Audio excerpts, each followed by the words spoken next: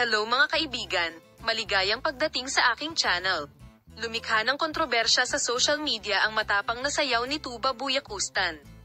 Ang sayaw ni Tuba Buyak Ustan sa entablado gamit ang kanyang matapang na costume ay ibinahagi sa social media, at ang aktres na nakatawag pansin sa kanyang gartered costume ay malupit na tumugon sa mga batikos sa kanyang pahina ng social media.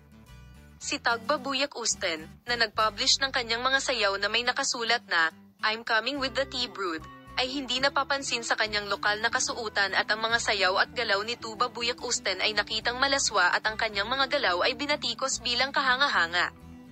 Gayunpaman, ang mga kritisismo ng mga awit ay hindi na nahimik at ang punto kung saan siya ay gumawa ng malupit na aksyon laban sa mga batikos na ginawa ay si Tuba Buyak Ustan, na nagsabing, "Wow, aking kaibigan, nabuhay ako, ang bansa ang iyong kapalaran.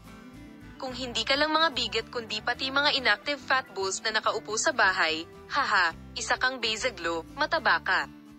Iibigin mo ang ari-arian, asawa o asawa ng sinumang nagsasalita tungkol sa karangalan. Sino ang natitira sa atin upang gawin ang ating trabaho? Ibabahagi namin sa iyo ang mga bagong development tungkol sa Tuba Buyak Ustan." Salamat sa lahat ng nanood ng video ko. Bye!